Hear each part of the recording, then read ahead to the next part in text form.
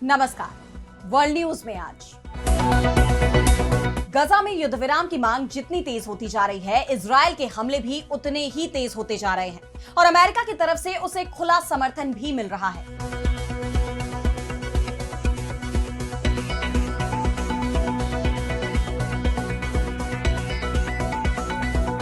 गजा के मुद्दे पर संयुक्त राष्ट्र सुरक्षा परिषद की अहम बैठक बुलाई गई, जिसमें इस जंग को खत्म करने को लेकर प्रस्ताव पेश किया गया।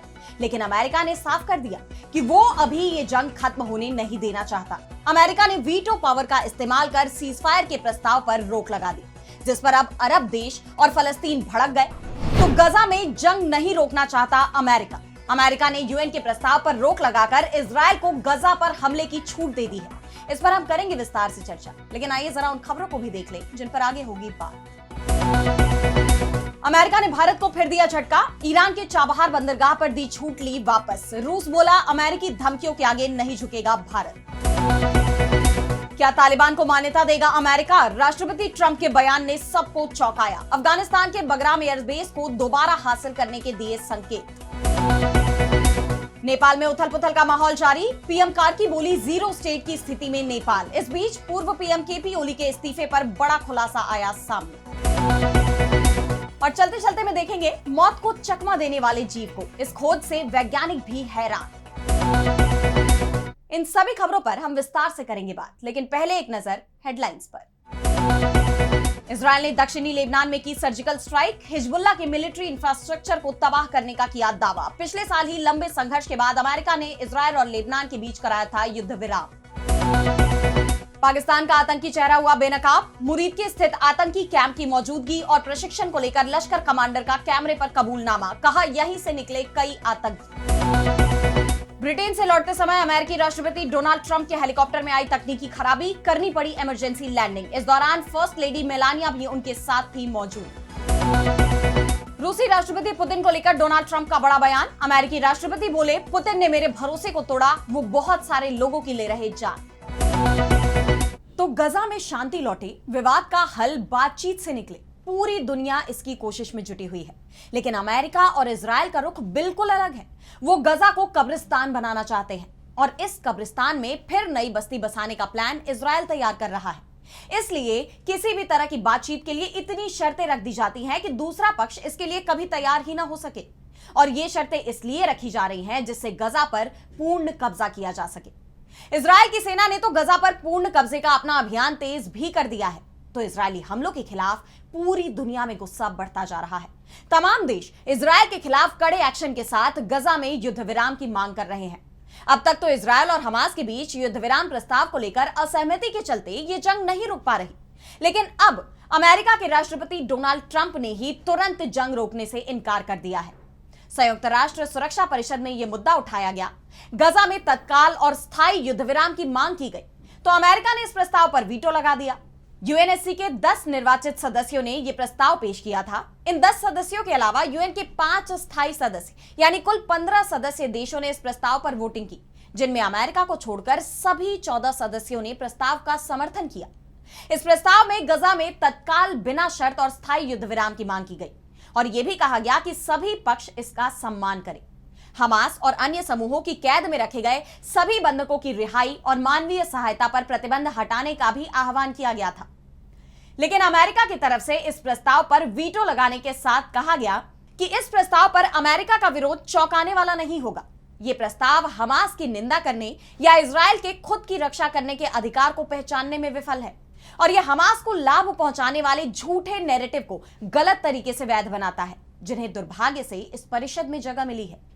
यूएनएससी में जब 14 देशों ने इस प्रस्ताव का समर्थन किया तो यह साफ हो गया कि दुनिया क्या चाहती है, जिससे इजरायल पर दबाव बढ़ना भी तय माना जा रहा था। लेकिन अकेले अमेरिका का वीटो उन सभी देशों के वोट पर भारी पड़ गया। ऐसे में अमेरिका की भी काफी निंदा हो रही है। फलस्तीनी और अरब प्रतिनिधियों ने संयुक्त राष्ट्र के सुरक्षा परिषद की विश्वसनीयता पर ही सवाल खड़े कर दिए। फलस्तीनी दूत रियाद मंसूर ने कहा, अमेरिका के इस फैसले से पता चलता है कि परिषद की चुप्पी इसकी विश्वसनीयता और अधिकार के लिए एक बड़ी कीमत है। वीटो शक्ति के इस्तेमाल की इजाजत ही नहीं दी जानी चाहिए जब अत्याचार के अपराध खतरे में हो।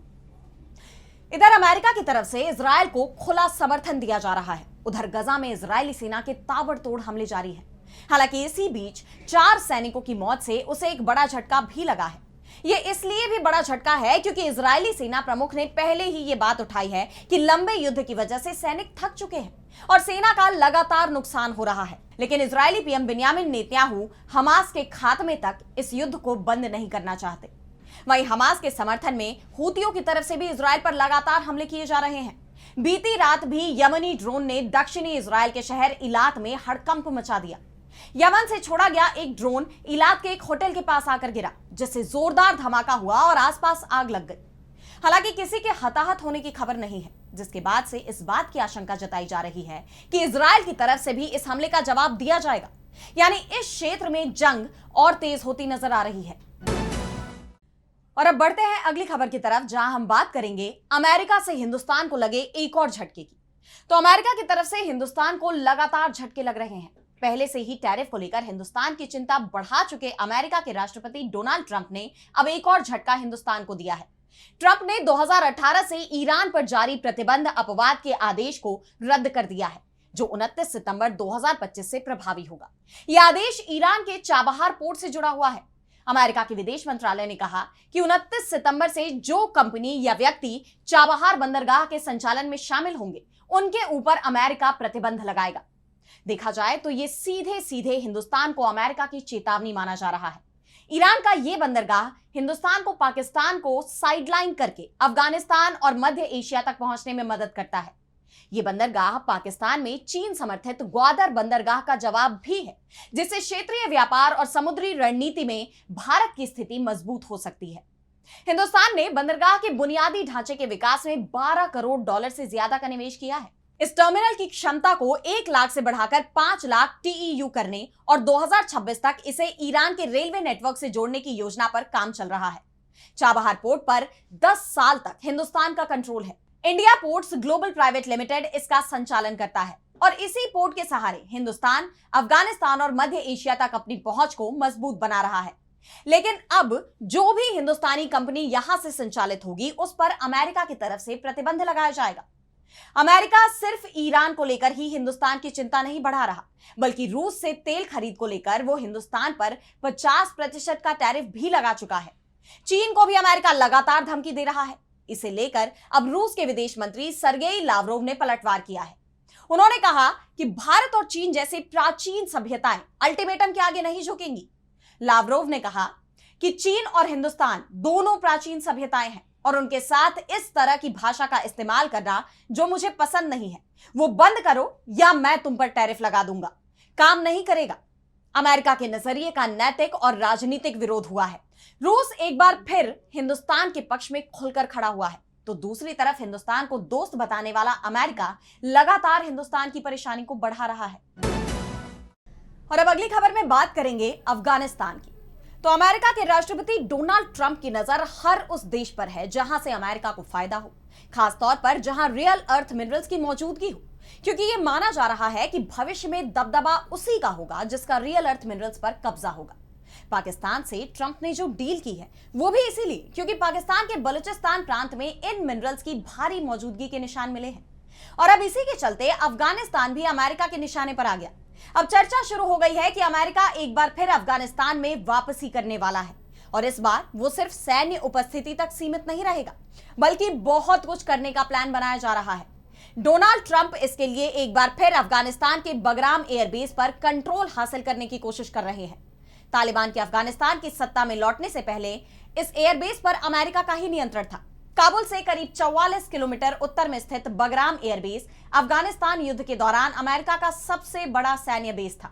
अमेरिका ने ही इसका पुनर्निर्माण किया था, लेकिन 2021 में अफगानिस्तान से अमेरिका और नाटो की सेना की वापसी के साथ ही इस पर तालिबान ने कंट्रोल हासिल कर लिया। ब्रिटेन के प्रधानमंत्री कीयर स्टामर के साथ प्रेस कॉन्फ्रेंस के दौरान अब इस एयरबेस को लेकर ट्रंप ने कहा कि बाइडेन प्रशासन का बगराम छोड़ने का फैसला पूरी तरह से बड़ी गलती थी। हम इसे वापस लेने की कोशिश कर रहे हैं। ये एक छोटी सी ब्रेकिंग न्यूज है। हम इसे वापस चाहते हैं क्योंकि अफगान सरकार को हमारी जरूरत है, लेकिन एक बड़ा कारण यह भी है कि ये चीन के उस क्षेत्र से सिर्फ 1 घंटे की दूरी पर है जहां न्यूक्लियर हथियार बनाए जाते हैं। ट्रंप ने बगराम एयरबेस पर कब्जे की बात तो कही ही, लेकिन यह नहीं बताया कि वो तालिबान से इसे लेकर कोई बातचीत कर रहे हैं या फिर सीधे सेना को भेजकर इस पर कब्जे का प्लान है। अगर अमेरिका तालिबान पर हमला करता है तो उसे भारी नुकसान भी हो सकता है। इसके लिए 10,000 से ज्यादा सैनिकों की जरूरत पड़ेगी और साथ ही एडवांस्ड डिफेंस सिस्टम की भी तैनाती करनी होगी। ऐसे में ट्रंप के बयान के बाद यह भी कहा जा रहा है कि अमेरिका और तालिबान के बीच जल्दी ही कोई डील हो सकती है, जिसके सहारे पहला तो अमेरिका चीन के न्यूक्लियर हथियारों पर नजर रख सकता है और दूसरा अफगानिस्तान में मौजूद रियल अर्थ मिनरल्स तक भी वो पहुंच सकता है। और अब अगली खबर में बात करेंगे नेपाल की। तो नेपाल में 8 सितंबर को शुरू हुई हिंसा ने देश की तस्वीर ही बदल दी। प्रदर्शनों के चलते पीएम केपी ओली को मजबूरन इस्तीफा देना पड़ा।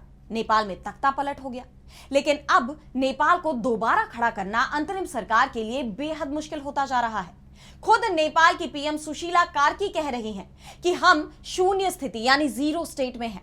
नेपाल सरकार के पास कैबिनेट है, लेकिन मंत्रालयों के पास न तो इमारतें बची हैं और ना ही जरूरी कागजात। नेपाल का सुप्रीम कोर्ट भी टेंट में चलाया जा रहा है, लेकिन उसकी 60,000 से ज्यादा फाइलें राख हो गई हैं।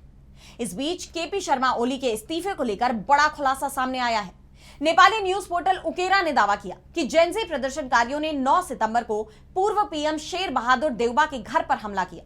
उनके घर में घुसकर उनके साथ मारपीट की, जिससे ओली डर गए थे। ऐसे में उन्होंने देश से बाहर सुरक्षित जगह जाने के लिए नेपाली सेना प्रमुख अशोक राज सिगदेल को फोन किया और हेलीकॉप्टर की मांग की, लेकिन सिगदेल ने केपी ओली के सामने शर्त रख दी और कहा कि पहले आप इस्तीफा दो, तभी आपको हेलीकॉप्टर मिलेगा। हालांकि हेलीकॉप्टर से वो दुबई जाने वाले थे, इस तरह की खबरें भी आई थी, लेकिन अब खबर आ रही है कि वो नेपाल में ही एक किराए के घर में रह रहे हैं। अपने पद से इस्तीफा देने के 10 दिन बाद नेपाल के पूर्व पीएम केपी ओली पहली बार सार्वजनिक तौर पर सामने आए। उन्हें सेना के हेलीकॉप्टर से शिवपुरी सैन्य बैरक से भक्तपुर लाया गया, जहां उनके लिए एक किराए के घर का इंतजाम किया गया। आपको याद होगा कि नेपाल में जब हिंसा भड़की थी, तब प्रदर्शनकारियों ने केपी ओली के घर को निशाना बनाया था, जिसके बाद उनके पास रहने के लिए कोई ठिकाना नहीं बचा था और ऐसे में अब वो किराए के घर में रह रहे हैं। और अब चलते चलते मैं बात करेंगे एक ऐसे जीव के बारे में जो मौत को भी चकमा दे सकता है। जरा सोचिए कि आप बूढ़े होने लगे, लेकिन अचानक आप एक बार फिर जवान हो जाएं और ये सिलसिला लगातार चलता रहे तो फिर आपकी तो कभी जान ही नहीं जाएगी और आप अमर हो जाएंगे। ये सब सुनने में सपने जैसा लगता है, लेकिन एक ऐसा ही जीव है इस दुनिया में, एक छोटी सी जेलीफिश जो ये सब कर सकती है। एक ऐसी जेलीफिश जो मौत को भी धोखा दे सकती है। इसे वैज्ञानिक बायोलॉजिकली इमॉर्टल मानते हैं। दरअसल समुद्र की गहराई में एक छोटी और पारदर्शी जेलीफिश रहती है, जिसका नाम टूरिटॉप्सिस डॉर्नी है। ये कोई आम जीव नहीं है, क्योंकि ये अपनी उम्र को पलटकर फिर से जवान हो जाती है। जब ये बूढ़ी हो जाती है या किसी खतरे में होती है तो इसकी कोशिकाएं एक जादुई प्रोसेस से गुजरती हैं। इस प्रोसेस को ट्रांस डिफरेंशिएशन कहते हैं। इस प्रक्रिया से ये जेलीफिश अपने शुरुआती रूप यानी एक छोटे पॉलिप में बदल जाती है। फिर इस पॉलिप से एक नई और जवान जेलीफिश का जन्म होता है। वैज्ञानिकों ने जब इस पर रिसर्च की तो उन्हें पता चला कि इसके डीएनए में कुछ खास तरह के जीन्स होते हैं जो कोशिकाओं की मरम्मत कर उन्हें नया बनाने का काम करते हैं। और यही वजह है कि ये जेलीफिश बुढ़ापे से लड़ सकती है और खुद को फिर से जवान कर सकती है। हालांकि ये पूरी तरह से अमर नहीं है, ये दूसरे जीवों का शिकार बन सकती है या बीमारियों से भी मर सकती है। फिर भी इसकी ये खासियत वैज्ञानिकों को बहुत हैरान करती है। वैज्ञानिक मानते हैं कि इस जेलीफिश के रहस्य को सुलझाने से भविष्य में इंसानों के लिए भी उम्र बढ़ाने और बुढ़ापे की प्रक्रिया को धीमा करने के रास्ते खुल सकते हैं। तो अगली बार जब आप समुद्र के बारे में सोचें तो याद रखिएगा कि वहां एक छोटा सा ऐसा जीव है जो अमरता के करीब है। फिलहाल आज इस वर्ल्ड बुलेटिन में इतना ही। देश दुनिया की तमाम बड़ी खबरों के लिए देखते रहिए डीवी लाइव और मुझे दीजिए इजाजत। नमस्कार।